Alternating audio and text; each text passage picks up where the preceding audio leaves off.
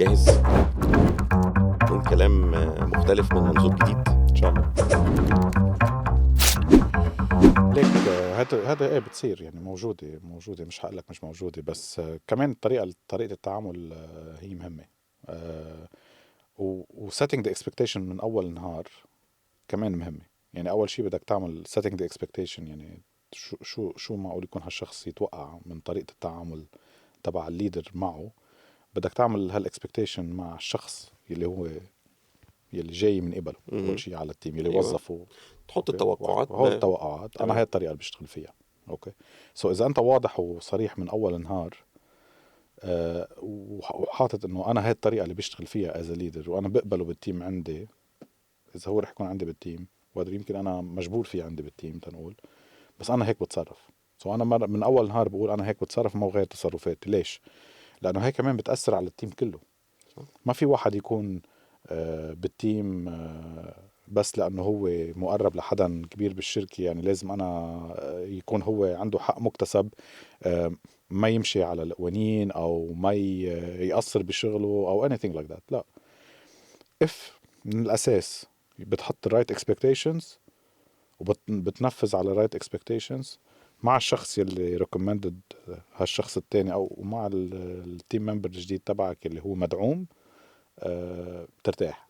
بس كل الموظفين قاعدين باصين لحاجه واحده بس، صح، مستنيين يشوفوا كادر معين انت بتتعامل ازاي مع الشخص ده، ويقعدوا يحللوا ويقولوا مقارنات، انه شوف بصله ازاي وشوف قطعه ازاي بالكلام وشوف النهارده خارجين مع بعض ومن غير في حتت. هيك رح تصير. حتى لو انت كنت المدير المثالي وعم تشتغل بكل الاكسبكتيشنز اللي حطيتها رح تصير، لانه في موظفين اصلا بيطلعوا بيشوفوا الامور من المنظار تبعهم هن.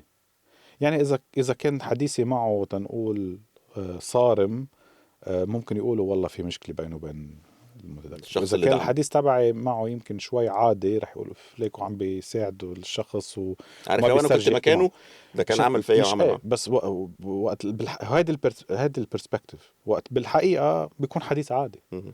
فانت اليوم وهذه الشغله بتصير بكل بعده مواقف. يعني انت راح اسالك سؤال. ايام كنت موجود بغرفه مع شخص يمكن عنده تايتل كبير وحسيت حالك انت انتميديتد بوجوده؟ طبعا بتحصل. طيب، طبعا. برايك هو شو عمل الشخص تو انتميديت يو؟ لا هو اكيد برضو الحته دي بتبقى بتعتمد اكتر على علاقتي بيه عامله ازاي وقوته شكلها عامله ازاي. بس اتحطيت في مواقف طبعا حاجه زي كده ما كنتش عارف اتصرف لان ما كانش عندي خبره. مش بس ما عندك خبره، لانك انت قررت you're gonna get intimidated. صح. يعني انت اللي قررت انه تخلي هالشخص يعمل هالتاثير عليك. وبنفس الشيء ليش؟ لأنك أنت عم تطلع بهذا الشخص، عم تطلع برهبة، عم تطلع بطريقة، عم تطلع بتفكير معين. حطيته في بابل او في قاعه صح، معينه انه انا صح. it's not touchable.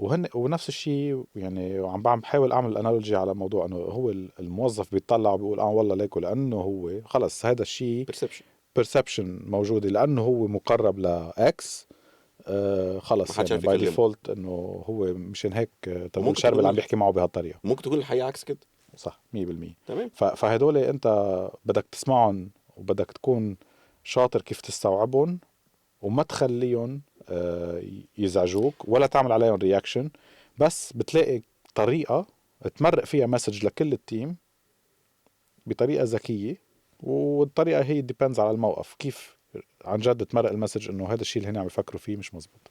اسالك سؤال وهنبعد عن المثاليه خالص بقى عشان انت بس هذه مش مثالية، هذه لا السؤال بتصير. اللي جاي هنبعد عن المثاليه. النهارده انت مدير على شباب وفي 2 3 عارفين الشغل اكتر منك بحكم ان هم اقدم بحكم ان هم اشطر whatever.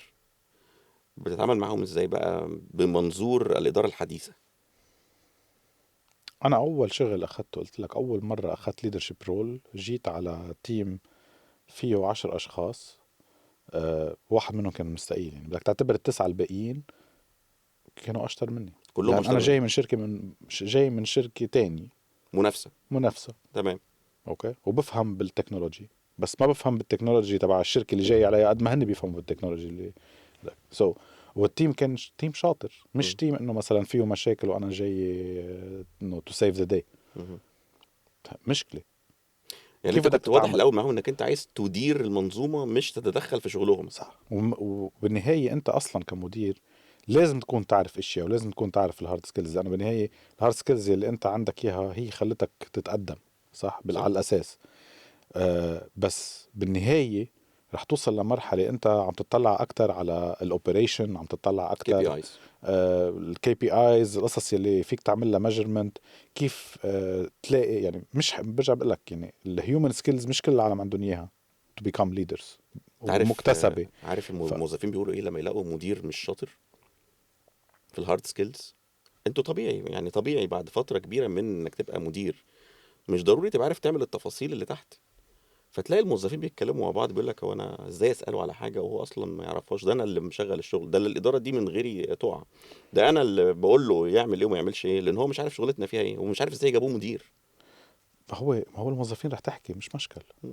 انت لازم تخلي الحديث يفوت يعني ما يأثر فيك، لانه انت عارف اصلا مش جاي تكون انت بطل التيم بالتكنولوجي تنقول او بالبرودكت او بالسيرفيس اللي هالتيم عم بيشتغل عليه. انت جاي تشوف كيف تستفيد من كل واحد من هذا التيم تقدر توصل هالتيم تو ديليفر الاوبجكتيفز اللي الشركه بدها اياها. يعمل احسن حاجه عنده. ايه فانا مثلا اليوم وبرجع انت بتقلي ما بدنا مثاليات، مش مثاليات، انا في كتير ايام بحكي مع تيم ممبرز عندي بسالهم عن اشياء انا ما بعرفها، ما عندي مشكل اسالهم، ومش دائما بسال نفس الشخص تنقول انه انا برتاح مع شخص معين اكثر من غيره، راندملي بسال انا عندي هذا السؤال وين المشكل. م. ايام بينسال سؤال بتيم ميتينج لازم انا اكون الوحيد اللي جاوب؟ ما في عندنا عالم بالتيم بتعرف وين المشكل، مش مشكل. م. وهذه شغله كتير مهمه، انه المدير بالعكس يكون اوبن مع التيم تبعه شو بيعرف وشو ما بيعرف. بس انا كمان اذا ما بعرف شيء بالتكنولوجي او انت بقيت مدير بالهارد ازاي؟ سكيلز وما بعرف شيء بالهيومن سكيلز وما بعرف شيء بالسوفت سكيلز، ايه ساعتها اتس بروبلم، ساعتها انه الشخص الموظف اللي بيشتغل بهذا التيم رح يحس حاله انا طب انا كيف بدي استفيد وكيف بدي اكبر وكيف اذا مدير ضعيف بكل شيء. لما انا ابقى احب اسال على حاجه انا مش عارف اعملها، اسال مين؟ مش عارف اسال مديري لو انا النهارده مديري مش مالي عيني يعني فيك بالبلد. تسال مديرك، فيك تسال مديرك ومديرك كان جايد يو مع مين تحكي، مش غلط تسال مديرك. مش غلط. لا ما هو مش غلط، بس انا لو عارف ان مديري ما عندوش الاجابه اساله ليه؟ ما هو انت يمكن ما بدك تسال مديرك لانه ما عنده الاجابه، بس يمكن عنده الاجابه مين في يساعدك، م. مين الشخص المناسب في يساعدك. طب اسالك سؤال تاني كده خبيث بقى. لو انا النهارده انت اكتشفت ان انا في حد، بحب كيف تحط لهم هدول التاجز ما هو سؤال خبيث بجد، حتى وفكر قبل ما تجاوب ماشي ب3 ثواني. اوكي. لو اكتشفت ان حد عندك من التيم يعني واصل للبوس بتاعك انت، وشفتهم مثلا بيتعشوا مع بعض بالصدفة، او حد قالك ان هم، او في حد غلط بلسانه انه كنا قاعدين المرة اللي فاتت كنا بنتكلم على كذا، وانت حسيت انك انت اكسكلودد او ان تم استبعادك بشكل او باخر، بتتعامل ازاي مع الموقف ده برضو في ظل الإدارة الذكية الحديثة والايموشنز بتاعتك تبقى عاملة ازاي؟ فكر بقى عشان ده موقف ساعات بنتحط فيه. موقف منه هين اه. اكيد.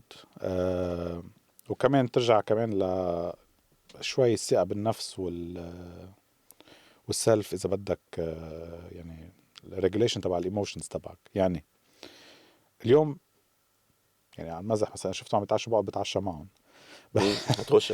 بخش يلا كيف الشباب. بس لا هي الفكره انه شوف بتصير يعني في يكون اول شيء هن مثلا اصحاب من قبل ما يكون مثلا شخص عندي بالتيم، مم. اوكي، وانا ما بعرف، يعني في اعمل اسامبشنز انه اف هو عم بيتخطاني او هو عم بيعمل شيء من ورا ظهري، بس في يكونوا هن اصحاب من قبل وانا ماني عارف، مم. اوكي. في يكون هو عم بيحكي معه لانه مثلا انا كليدر مقصر مع هذا الشخص وجرب مرة ومرتين وثلاثة و it did not resonate with me، يعني أنا ما انتبهت إنه هو عم بجرب، يمكن أنا ما كنت available، ما أوكي. اديتوش فهو وقت كفاية. بده يعني بالنهاية هو كشخص إذا عايز شيء شايف إنه بحاجة لحدا يحكي معه بده يحكي مع حدا. ف... فأهم شيء إنه ما أعمل assumptions، ليش معقول يكون عم يحكي هذا، واستعمل هالاسامبشنز against ضده. الشخص ضده، افهم شو الباك جراوند وليش، وفي اعمل هذا الشيء اول شيء احكي مع مديري كنت لسه اسالك او تتكلم مع الشخص الشخص او ولا هذا تتكلم مع الشخص. مديرك الاول؟ يعني لا بحكي مش مع الشخص اللي عندي بالتيم اول شيء، بحكي مع الشخص اللي قاعد معه، مم. اوكي، في يكون مديري او مدير كبير بالشركه وحيلا، تافهم اذا في شيء انا اول شيء مقصر فيه، اوكي. في يكون شيء انه هن مثل ما قلنا اصحاب، وفي يكون شيء تاني، واذا في شيء انا مقصر فيه ساعتها برجع بروح بحكي مع الشاب اللي عندي او الصبي اللي عندي بالتيم، بقول لهم اي اكنولج انه في مشكله بلا ما اقول لهم انا حكيت، بتقول له ان انا متفهم الوضع وفي حاجه مش ومش مظبوطه. ضروري يعني، حتى ما بدي افتح الدسكشن بشكل انه انت قعدت مع هذا الشخص وانا فهمت ليش، لا، م. بحكي بالموضوع وبالمشكله بلا ما اخليه يحس انه انا عارف ومشان هيك عم بحكي. اوكي، فبالعكس بتتعامل مع الموضوع بطريقه. هلا اليوم هو اكتشفت انه هو عم بيطلع يجرب يعمل شورت كات لعند مديرك او لعند حدا كبير بالشركه كرمال ترقيه. يكتسب شيء. يعني شايف انه انا مثلا ما عم بعطيه إياه لهالشخص، واذا هذا وهالمدير التاني اللي معني المفروض هو يحكي معي بالموضوع. م. هالمفروض يعني انا اذا صارت معي اول شغله بعملها بروح بحكي مع الشخص المعني. عرفت كيف؟ ينتبه انه في عنده مشكله. اوكي، وبنرجع على نفس على نفس الموضوع، انه شو المشكله وكيف بدنا نحلها.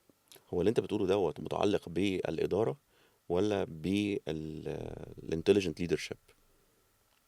اتس اتس مور ليدرشيب يعني. اتس مور اتس ليدرشيب. مور ليدرشيب اكثر من انه مانجمنت، لانه بالنهايه مانجمنت خلص هذا الشيء برات المانجمنت. هذا الشيء في شيء عم بيصير لازم انت تتعامل معه، بس بدك تتعامل معه بطريقه ذكيه وبطريقه سلسه، بشكل انه ما تخلي العالم تحس انك انت يعني عندك لو كونفيدنس اذا هذا الشيء صار. وبذات الوقت، وهي الشغله باي ذا واي فيها تصير بلا ما تعرف. يعني اليوم في كتير عالم عندهم تيمز منتشرين على ريجن كبيره، على بلدان كتيره. شو عرف شو بتكتشفها كيف بعدين بقى. تعرف ايه كيف تعرف. فانت اليوم اذا بدك تقعد تفكر كل يوم اف بركي اذا راح اليوم للجنرال مانجر تبعنا على هذا البلد وقعد التيم تبعي معه شو راح يقول له، يعني خلص انت اليوم هتبطل هدول بدك تشتغل تشيلهم. وتقعد تفكر في ايه، فبده يكون عندك شويه كونفيدنس بحالك وبالتيم تبعك، بس الامور بتصير و you'll get to the bottom of it يعني.